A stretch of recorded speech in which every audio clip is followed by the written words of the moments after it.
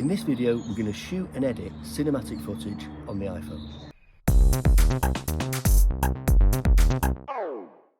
Cinematic mode on the iPhone is designed to give a bokeh or blurred background effect, and in the right conditions it can look really stunning.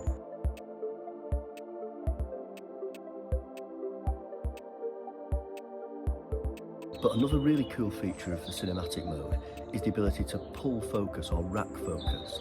This is a filmmaking technique that allows you to draw the viewer's attention to a certain part of the screen and is used to aid visual storytelling or support a narrative. Now, in cinematic mode, you can rack focus while you're recording, or you can do it in post. So I'm going to hit screen record. Let's do some focus pulling while we're recording. Now, you can see that this plant pot in the foreground is in focus. Now, if for some reason that purple plant pot in the background suddenly becomes important, what we do is just tap on the screen like that, and you'll see that comes into focus. So we're directing the viewer's attention to the purple plant pot now. Now, if we want the plant pot in the foreground to come back into focus, we'll just tap on that again, like this. Okay, so that's how we do it while we're recording. So let's hit screen record again and see how we can do it in post. Okay, so here we are in the Photos app, and if we want to edit this, we just tap Edit at the top there, and then we go down to the little cinematic icon at the bottom and tap that. And these little points along the timeline are like keyframes to show you where the focus points change. So to alter those, we do the same thing as we did in recording. We scroll through the timeline and just tap on the screen to where we want the focus points to change.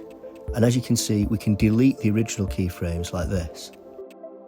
And at the top of the screen there, you can adjust the intensity of the bokeh effect using these f-stop numbers. And it goes from f16 all the way up to f2. Okay, so it's super cool that we can do that in the Photos app, but it is a little bit fiddly. So the best way I find of doing it is to use iMovie. Okay, so here's the clip in iMovie. What we're going to do is tap on the clip to highlight it, and then we're going to tap on the little cinematic icon at the bottom of the screen. Now, as you can see, scrolling along the timeline in iMovie is much easier and gives you a lot more control than using the Photos app. Now, there are little keyframes along the timeline there where our focus points change. So if we wanted to change those, we just tap on that there. Move along the timeline. And again, we've got our f-stop control along the bottom of the screen there from f16 right up to f2. And then once we're done editing in iMovie, we're just going to tap done in the top left, go down to export at the bottom, and you've got your export options.